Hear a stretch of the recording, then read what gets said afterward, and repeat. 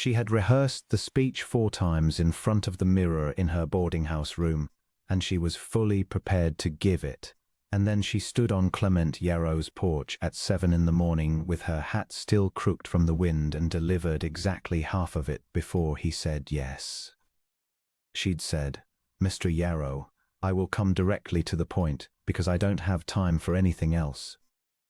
My uncle Phineas Fenimore has convinced a judge in Dalton County that I am incompetent to manage my own affairs. I am not, I assure you. I have managed them very well for 31 years, and he intends to have himself named my guardian by Friday, at which point he will have legal access to the timber rights my father left me, and the 40 acres adjacent to your property, and I will have nothing. I need a husband. A married woman cannot be made a ward of a male relative, and I need—" "Yes," said Clement Yarrow. She blinked. "I haven't finished."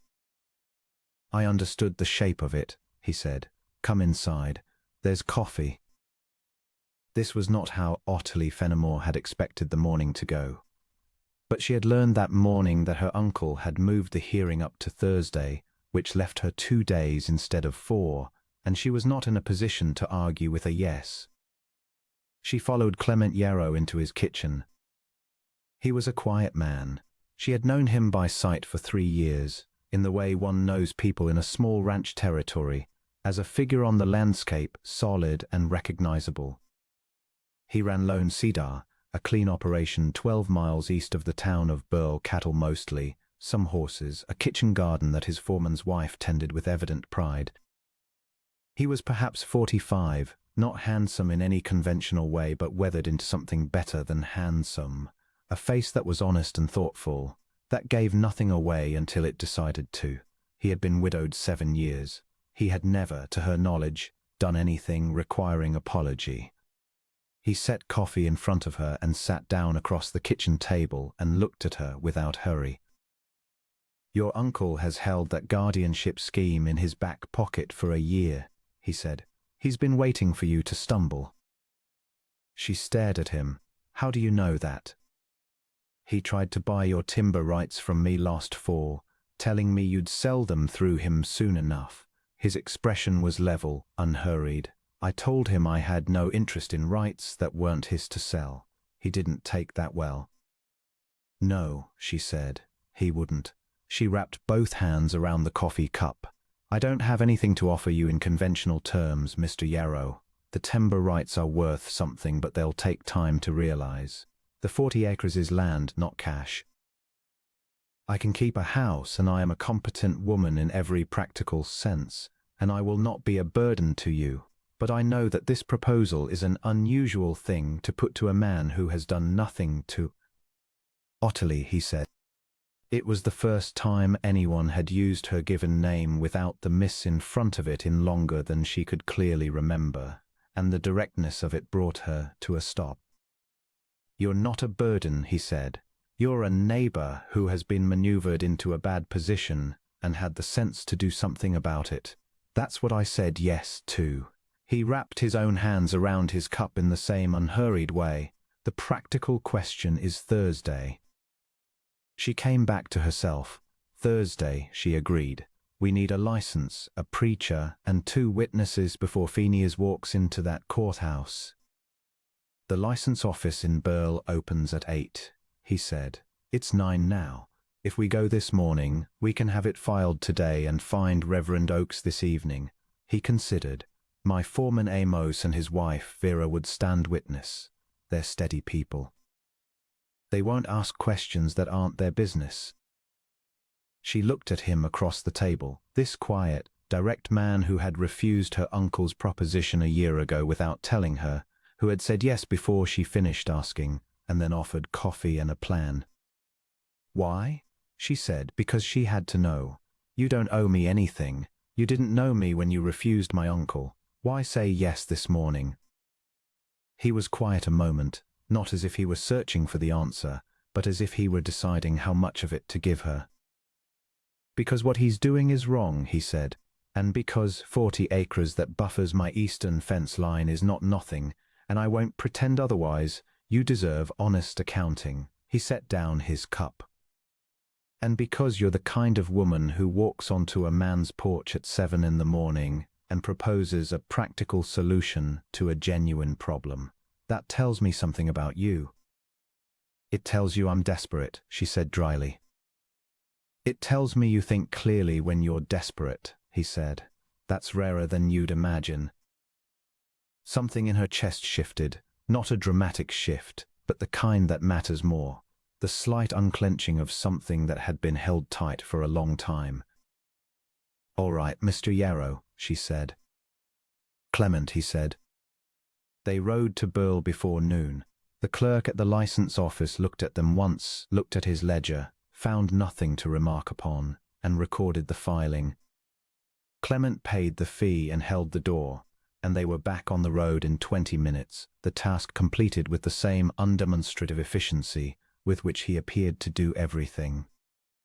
On the drive back to Lone Cedar, he asked her sensible questions about the timber rights, the acreage, the stand quality, the access road, the market for that type of cedar in the current season. She answered with equal sense, grateful for the practical footing of the conversation, for the way he treated it as the business it was without condescension or ceremony. She knew the answers because she had made it her purpose to know them, and he listened the way a person listens when they intend to remember what they're hearing. By the time they passed the cedar break that gave his ranch its name, she knew exactly what each parcel was worth, and so did he, and the arrangement was clear between them, and she felt safer than she had felt in a full year. Reverend Oakes married them that evening in the parlor of his house, Amos and Vera Pell standing witness in their Sunday clothes on a Wednesday. Vera held Ottilie's hand briefly before the vows began, just a squeeze, no words, which was exactly the right thing. The Reverend said the words and Clement said his, plainly and without hesitation, looking at her directly the whole time, the way he looked at everything he was attending to. Ottilie said her vows and felt, as she said them, that she meant them in a way that had nothing to do with necessity and everything to do with the specific quality of the man standing beside her, the steadiness, the honesty, the yes before she'd finished asking.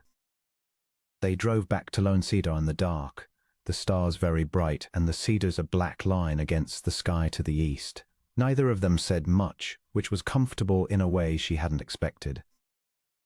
At the house, Clement showed her the second bedroom and said he'd made it up fresh and that she should rearrange it however suited her.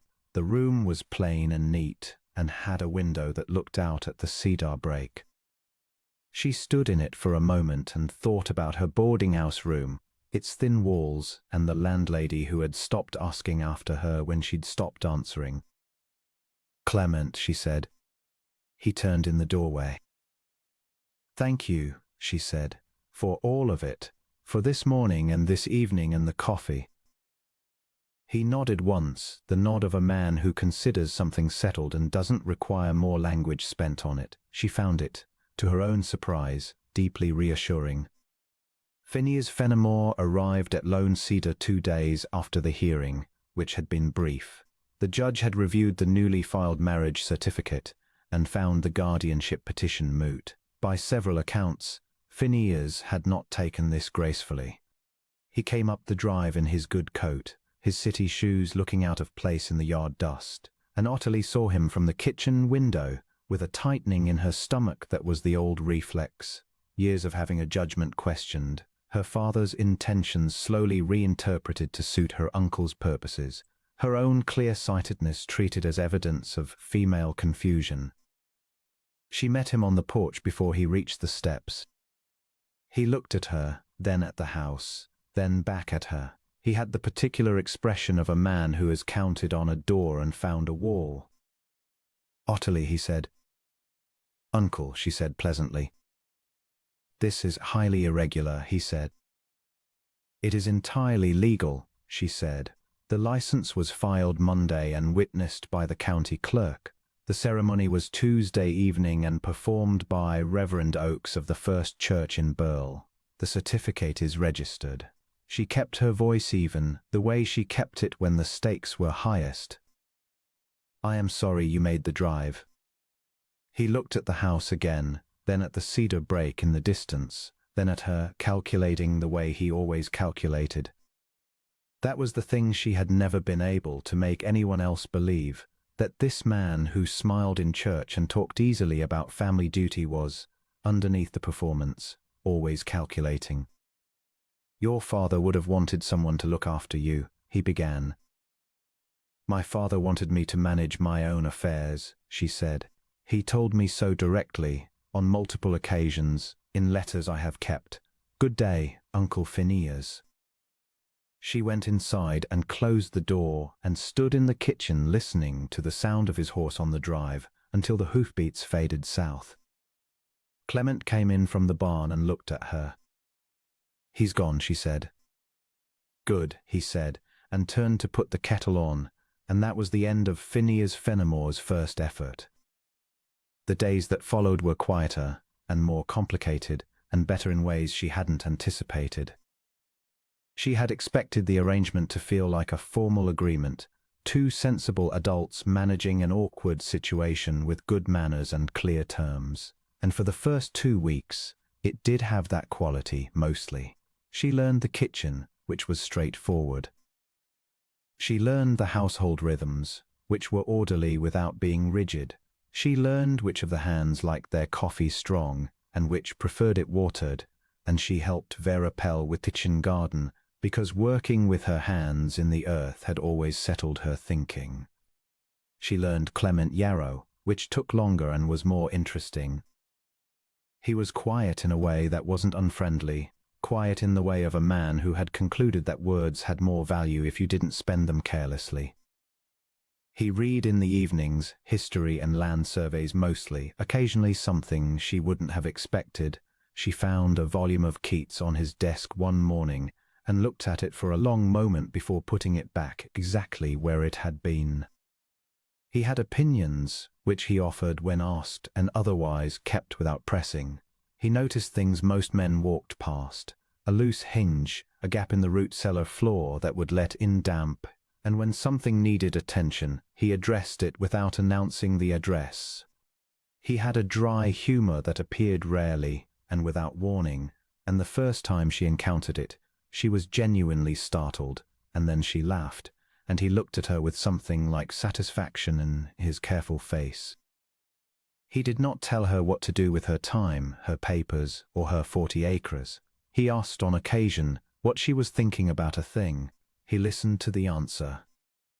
She found this remarkable in a way she couldn't entirely explain, and then she thought about it more carefully and realized she could explain it perfectly well.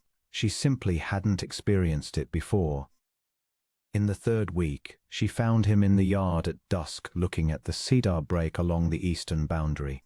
She came out and stood beside him and looked at it too. "What are you seeing?" she said. "That north end is thinning," he said. "Wind works through there in winter. I've thought about putting in a second row of plantings." She studied the gap. "You've been thinking about it how long?" 2 years, he said. "And you haven't done it?" "Needed someone to tell me it was worth the trouble." He glanced at her sideways. The dryness was there in it. She looked at him. "It's worth the trouble, Clement." "That's what I thought," he said. She didn't think much about that conversation in the moment. She thought about it later, the way he'd said it, the way he'd looked at her from the side in the last light. Small things accumulate when you are paying attention, and she was a woman who had always paid attention. The trouble with Len Pryor arrived in the 4th week. Pryor was a land agent out of Dalton County, a narrow man with a quick handshake and paper-bright eyes, and he came on a Saturday with a document he described as a pre-existing easement claim on the 40 acres. He cited a prior arrangement between Phineas Fenimore and the original land grant holder, one Silas Beckwith. The document was stamped and signed and looked official in the way that things look when someone has spent time making them look official.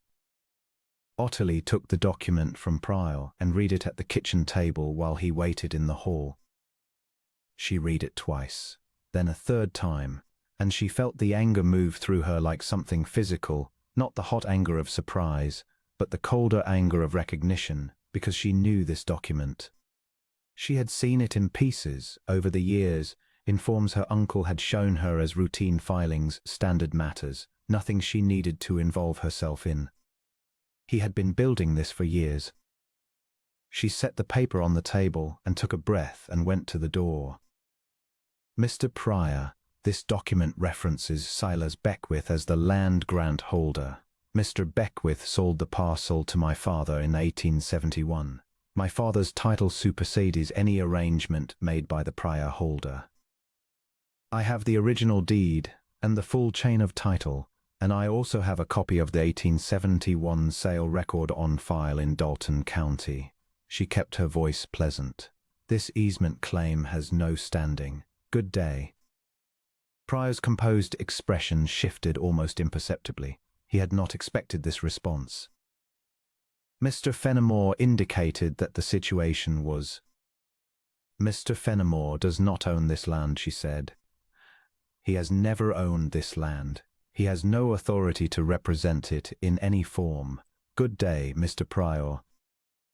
She closed the door. She stood in the hall with the document in her hands and her thoughts working quickly through the shape of it, that Phineas had been laying groundwork before the guardianship attempt, that this was a second instrument, that a man who has lost one battle through a door generally finds a window. Tell me. Clement was behind her. She hadn't heard him come in. She did. She laid it out plainly, the document, the claim, the Pryor filings she recognized from her uncle's papers, the pattern of it. He listened without interrupting, which was his way. When she finished, he said, "You have the original deed." "In the cedar box in my room." "Then we go to the land office in Burle first thing Monday and register it against the easement claim. File a formal response." He thought for a moment, and then, "I think we take a trip to Dalton County, to the judge who dismissed the guardianship hearing." "You think the judge needs to know the pattern," she said. "A man who has made 2 legal attempts against the same woman in 1 month is not finished," he said. "The judge should know what he's likely to see again." She looked at him. "You'd come with me." "It's my neighbor's case," he said. "My wife's case." He said it plainly without emphasis, just as a fact. Yes, of course I'd come. That of course landed somewhere in her chest and stayed there. They went to the land office Monday. They went to Dalton County Tuesday, a long drive through late autumn countryside, the grasses gone tawny and the hills showing through the thin trees. The judge received them in his chambers and listened for 20 minutes while Ottilie laid out the chronology. Guardianship attempt, dismissed. Easement fraud pending. Prior filings she could document going back 2 years. The judge's expression went from attentive to cool to something that had an edge to it. He issued a notice of inquiry directed at Phineas Fenimore's legal activities regarding the Fenimore estate. It was not a verdict, but it was a lantern swung in a dark room, and Phineas would see it from wherever he was standing. On the road home, the afternoon broad and light, and the cedar tops of Lone Cedar visible in the far distance, Ottilie sat back in the wagon seat and felt the absence of the forward lean she had been carrying for a year, the constant bracing posture of a woman who knows something is coming and doesn't know from which direction. "He'll stop," she said. "He'll stop," Clement agreed. Men like that stop when the cost of continuing exceeds what they stand to gain.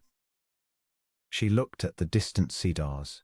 "The timber rights are worth more than he thought they were. He didn't expect me to know their value." "You know a great deal," Clement said. She looked at him. He was watching the road with the easy attention he gave to things, not inattentive, not straining, just present. The afternoon light was at the angle that showed his face plainly. "I know more every day," she said, and she was not entirely talking about timber. He glanced at her. The dry humor was there, the same one she had learned to watch for, and behind it, something more careful and warmer. "Is that so?" he said. "Don't look so alarmed," she said. "I don't look alarmed," he said. You look like a man who was somewhat prepared for the morning but less prepared for the afternoon.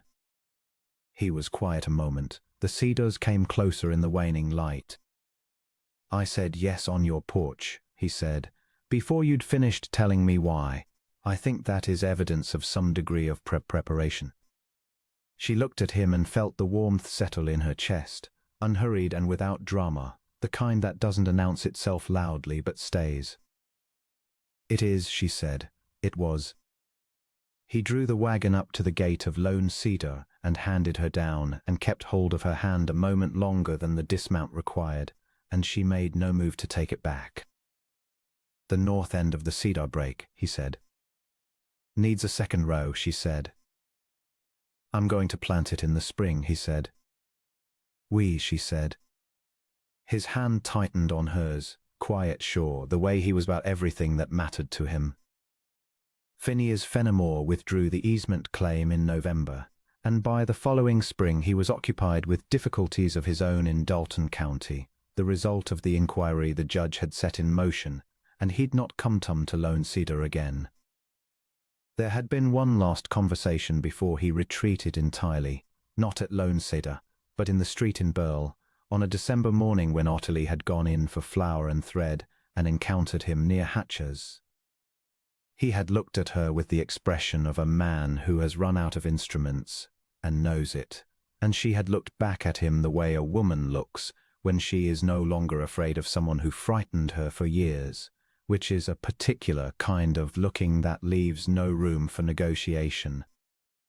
You have made things very difficult, he said. I have made things very clear, she said. I think you may have confused the two. He had nothing to say to that, which was its own kind of victory, not a dramatic one, not the kind that gets told loudly, but the kind a woman carries quietly in the center of her chest for the rest of her days, taking it out now, and then to look at it and feel that it is real and solid and belongs to her. She told Clement about it that evening, sitting at her new desk in the parlor, and he listened and then said, "Good," in the way that settled things without fuss, and she had found, over the months of knowing him, that there was no word she trusted more. By then Ottilie Yarrow had learned a number of things that had nothing to do with timber rights.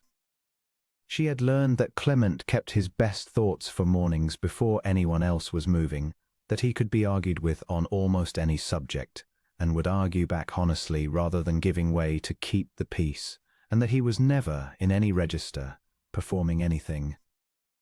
What you saw was what was there, and what was there was good all the way through.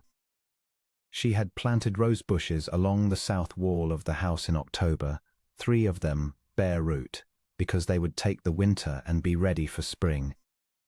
He had built her a writing desk for the parlor over 2 quiet evenings, working in the barn with the lamp pulled close, measuring twice for every cut, and brought it in without ceremony and set it in place. You didn't ask me what size, she said. I measured your shoulders when you were reading, he said, and figured the rest. She looked at the desk, which was exactly right.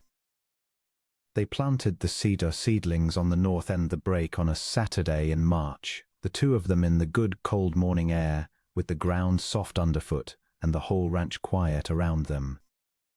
They put the seedlings in the earth with the care of people who understand that some things are planted for those who come after, and knowing that, planted them anyway.